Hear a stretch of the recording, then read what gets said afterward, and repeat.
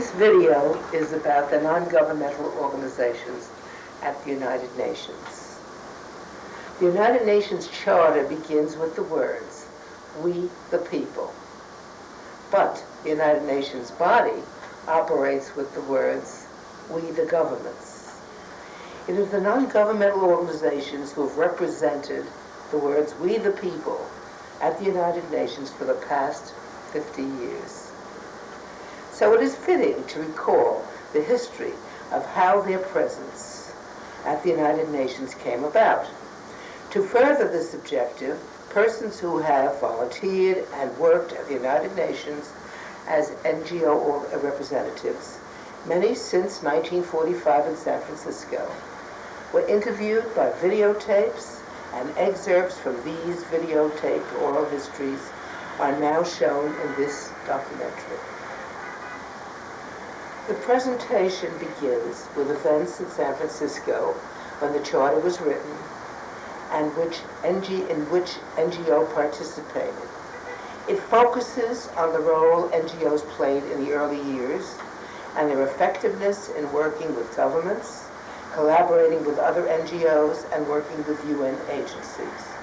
It compares changes, sometimes radical changes, in how NGOs have functioned at the UN, their accomplishments, and how these have been achieved.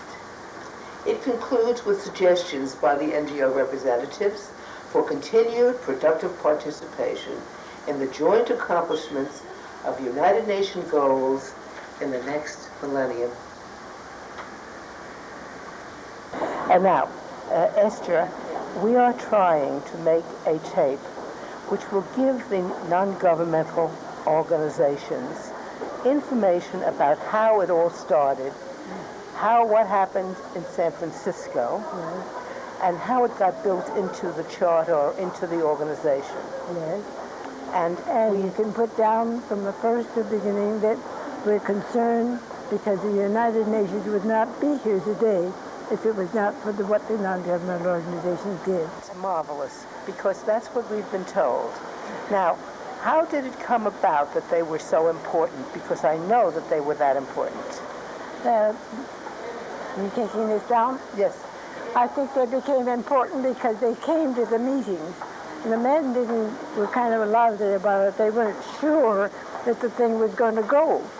And the NGOs were there. They filled up the benches.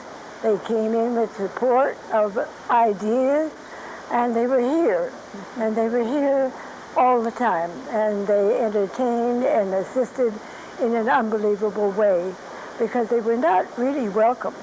They didn't think that the NGOs were anything. They didn't realize they needed public support. They needed everyday support, not just important people. And as it began to catch fire among people, then the government said, well, maybe we got something here after all. Maybe we better pay attention to what's going on. And I think that support of the NGOs made the United Nations important to people. And, the government delegates were all politicians, and they recognized that maybe we could help them. And I think that relationship grew and grew and grew because they found they couldn't ever get anything through unless they had NGOs helping them. And then you see the NGOs not only had their representatives here, but one of the delegates in France, for instance, was kind of difficult at times. So we would telephone to our affiliate in France and say, you tell your government that this is an issue that we want your support for. So you see, we worked on 2 or 3 different levels, and we always worked as friends. And we weren't important. We ran errands. We took care of the children, of the wives. We found places for them to live. It was a wonderful relationship. And I think they realized at last that maybe, after all, the United Nations is going to work. Because I worked with the League of Nations, and the League of Nations failed. And it failed because it didn't have public support. Right, absolutely right. The whole arrangement of NGOs with the UN, of course, goes back to San Francisco, the original setup of the Charter. when at that time, their State Department had made a decision to invite a certain group of non-governmental organizations as to be consultants to the delegation. There were 52 of them, major UN organizations. I certainly can't name all 52 now, but you would know the names if I could think of them. There were women's organizations. There were the American Jewish Congress, the AFL, CIO groups, business groups, and anyway, 52. And each of those had 2 representatives that met frequently with the delegation, and they're listed in the formal documents as consultants. In addition to that, a great many other representatives of NGOs and people were extremely interested in the conference. And they came to San Francisco, and arrangements again were made by the State Department for them to have space. It was in the public health building of the city of San Francisco. And, a lounge and briefings quite often, and they had documents delivered to them so they could follow the conference. They did not have the access to the delegation that the official consultants did. And I mention this because that's essentially the pattern that actually the UN picked up on after those people who'd been quite active in working, of course, particularly with the U.S. delegation, but some of them had contacts with other delegations in San Francisco on shaping various parts of the charter, including the paragraph 71 about ECOSOC may make arrangements with NGOs. And I emphasize what it says is that ECOSOC may make arrangements. So then we move on to the fact that ECOSOC indeed did make arrangements, I think in 1948 or No, it's before that. I was 47 seeing it actually. I read the history. Yeah. Yes. And the arrangement was not unlike this idea that the State Department had for its own delegation, which was that they would identify specific non-governmental organizations that they felt should become consultants to ECOSOC and its bodies. And you all know the arrangement that was made in the first resolution. It had set criteria for the organizations. Basically, they were to be international, represent some substantial constituency in several countries. Then they had the 3 privileges of being able to ask to take part in the discussions of the bodies, to circulate documents which would have a UN symbol on them and be translated, and to have a representative sit in meetings. Understandings, I mean, I have done quite a bit of research on this now myself, is my understanding was that at San Francisco, there was a very large NGO contingent there because the NGOs had asked to participate. Clark Eichelberger, who headed up the American Association for the UN way back there, was one of the great proponents of getting non-governmental organizations to come to that meeting to be part of this whole process. That's the San Francisco meeting. That was a San Francisco meeting. So, basically, the NGOs were not only there to encourage, the fact that they should have a role in the UN, which of course ended up being Article 71 of the Charter, but they were also very instrumental in seeing that the We the Peoples came into the initial declaration on the UN. They were also instrumental in seeing that human rights was included in the whole UN process. So they really put in, I think, some very new aspects to, the whole thing. There were NGOs, by the way, I should say, at the Palais des Nations, the League of Nations, but they never had the same role. In other words, there was no formal recognition of them. which of course came out in the charter in that Article 71. And that Article 71, if you recall, states specifically, or especially, I should say, voting in the economic and social fields. So that is why this whole question of implementing Article 71 was turned over to ECOSOC. And the first NGO committee on ECOSOC was the officers of ECOSOC. They didn't have a separate committee, but it was the officers of ECOSOC were the first committee on non-governmental organizations. And then after that, and I don't ask you the year because I couldn't tell you, but it wasn't too long after that, they then set up this committee, which I think included 9 governments at the very beginning.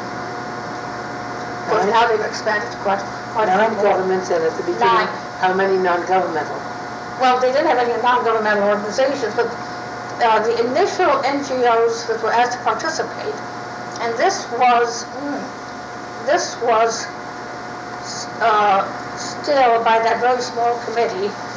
That was done, quite to the beginning of the UN, actually, I think by 46, 47, right to the very beginning, when you were even out in Long Island.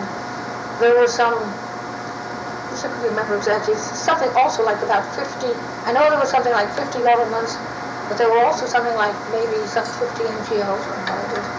Meaning of the UN's staff interest in the NGO, was that? Well, you know, if you talk about Congo, the very beginning of Congo was because they did set up an office. In other words, ECOSOC, where those officers first met, they proposed a budget. Part of the budget was to set up this office. They also proposed a formula, which was the first resolution governing the participation of NGOs, all the rules and the regulations. And then they selected the first, I think it was around 50, 52, something like that, NGOs to participate. The person who, when they set up the office, that person, and I don't think it was Hogan, I think he came a little bit later, but they set up this office. He decided that it would be very useful to meet with the NGO community on a regular basis. So he did set up formal meetings with the NGOs, which sort of called itself the Conference of NGOs, you know. Very lucky that I had a little piping second soprano voice and went to Vassar, which was across the street from Hyde Park, across the river from Hyde Park, where the Roosevelts lived. So I met Mrs. Roosevelt when I was a college girl at a very impressionable age. And when she became widowed and was looking for something to do, she had already had, of course, steered the Declaration for Human Rights into its unanimous acceptance. She decided to join the United Nations Association. And there was a wonderful man out of Chautauqua, I remember if you remember him, Clark Eichelberger. Did any of you go back that far?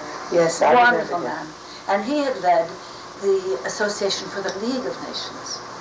Do something where the United Nations Association, USA, was it the first one, or were there others already in existence?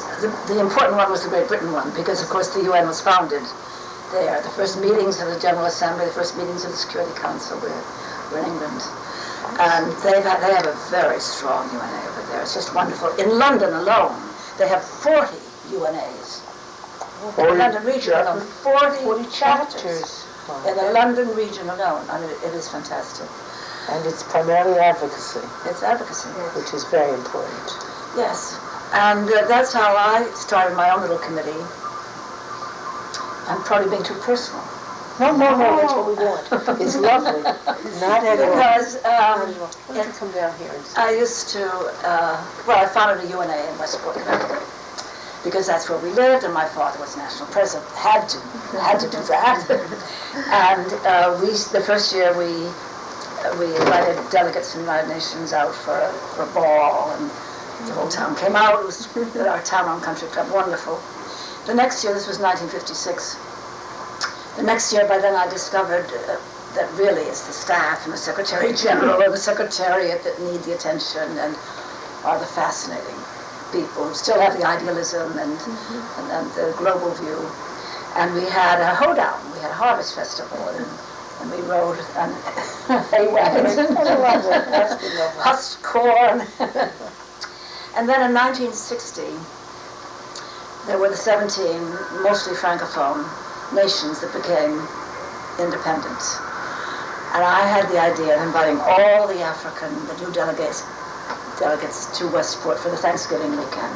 So I went to the mayor, to the first election of the mayor at the town. I said, I want to have the country club, and I want to have a big party on Thanksgiving for the African delegates, and then the next day they'll all go to private homes. And that's what happened, and it was a sensational event. The New York Times covered it, and the Herald Tribune, and Life magazine. We housed them, all my French-speaking friends in New York for the African delegates. We went to restaurants, French restaurants. We got the name of the metric, French and English, because Somalia joined that year too. Nigeria became independent in 1960. But we wrote a book, a guidebook, and hairdressers and beauticians and schools and all the things they needed. And it was the first book, first guidebook for you. It was out of my hospitality, because I very much believe in one-to-one and person-to-person. Our committee helped found a national committee called the National Council for International Visitors. Very, very vividly that when I first came 23 years ago to work for the Psychologist Organization at the United Nations, all the publications of UNICEF were directed to boys. All the publications had boys' pictures. There very rarely was a girl's picture on it. And almost all of the work that was going on was directed to boys. And gradually, over these years, since you've been here and active in the committees, I have seen this tremendous change, and I know that you're really, really responsible for the change, because at this time, the publications are involved with boys and girls and families. Now, can you tell us about some of this and how it occurred? Well, when we first set up the Education Working Group at UNICEF, I talked with a number of the staff people in different departments as to what they felt was the major need in terms of education. And the education team then, the current head is going to be working with us next Sunday at a conference, but focused on the need for the involvement of girls, the girl child, in both educational settings and family settings. And as you say, when you picture culture and family life, the mother, the father, not just the son or the boys, but the total family should be pictured, and that, I think, change did happen. The girls' movement at UNICEF became such a large NGO activity that we set up and established a separate working group just on the girl child.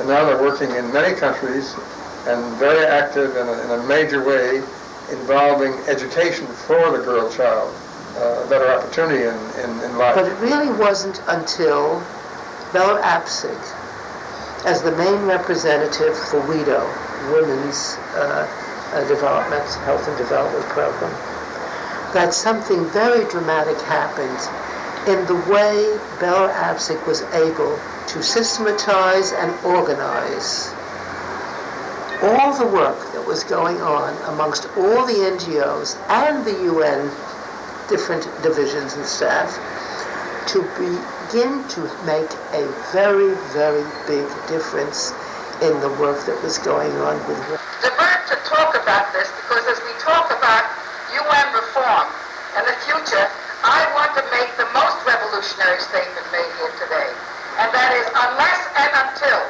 women are 50% of the decision makers in the United Nations and in every single country, we cannot expect any meaningful change. We cannot expect a new vision. We cannot expect that as we enter into the next millennium, that we will see the kind of changes that are crying out to happen. It's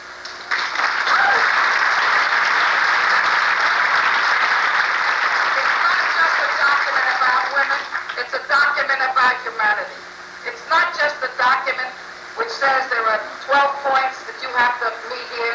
What it is saying that there has to be tremendous change on this planet for us to be able to go forward in a world that we can all love and appreciate. So that I was very interested in the UN from the very beginning. Then, about 30 years ago or so, I was asked to write an article for UNESCO, which appeared in their magazine Cultures in their opening publication. And apparently it made quite a stir internationally. So they called me in and asked me if I would, if they could use my article to promote their publication. I said sure, and I got friendly and told them my dream to use the power of music for human concerns. Hence began the Symphony for United Nations, an NGO. We were helped along by people like Brian Urquhart, a former Undersecretary General, a great man, and some other officials in the UN. And we also had the experience of small-time people who had no vision whatever, who were also in the Secretariat. So we discovered that the UN was not one thing, it was very, very many things. And I discovered fairly soon that even the Secretary General is an employee of the nations. And of course the nations don't always speak with one voice. In fact, I never heard when they did. And that was terrific because I was the UNICEF representative in Kenya and also the advisor and consultant for all of Eastern and Southern Africa on programming for women. And I might say that it was actually, it was a terrific occasion. It just certainly educated me, probably more than I ever educated. Is this in the 60s, 70s? 70s. 70s. Yeah, late 60s, 70s, because I was there up until 79. And one of the things that was interesting is when I was there was the women's group here, and you might have been doing this here in New York, that wanted to do something about water. And they said, Virginia, you're over there, you know NGOs, can you do something? So we worked out an arrangement with volunteers in Kenya and the big NGO activity here and developed a water program, which is still going. Isn't that one? Major achievement. Both before my service at the United Nations and since then, I am hopefully a faithful NGO representing, among others, the Internationalization of Penal Law, an organization of professionals in criminal law, particularly international criminal law, which is 120 years old, has served the League of Nations, and since the founding of the United Nations, has served the United Nations in the area of crime prevention and criminal justice, but particularly in the creation of the Permanent International Criminal Court, which is now ready to go depending on the ratifications coming in. I have served as the NGO headquarters representative of the EIDP since I believe it was 1958 or something like that. And as such, it was one of my initiatives to start an alliance of non-governmental organizations in the area of crime prevention and criminal justice. There are now 30 or 40 such organizations that cooperate in assisting the United Nations with these programs. But in 47, the Commission on Human Rights submitted to the parent body, the Economic and Social Council, a resolution which said at the top, the Commission recognizes it has no power to take any action with respect to alleged violations of human rights, and then they elaborated the whole procedure, which was intended essentially to protect the government being complained against, but to protect the person complaining. Also, there were those two elements. The Women's Commission refused to say they had no power. And again, the NGOs were very, very active on women's rights way back in the early days. And I was less involved with the women at that time until the 60s. I was more involved with human rights proper. And I think the NGOs to this day have really, on both issues, been very important, and they still are. And the procedure on handling violations and communications has improved, greatly improved, and I think Mary Robinson now is the appointment of Mary Robinson, and it's come a long way. Icp-Un has been very good in speaking out in favor of the NGO role, perhaps more than any other Secretary General. Accomplishments of a caucus of mental health non-governmental organizations at the United Nations was the development of a directory, a global directory of social scientists for the United Nations.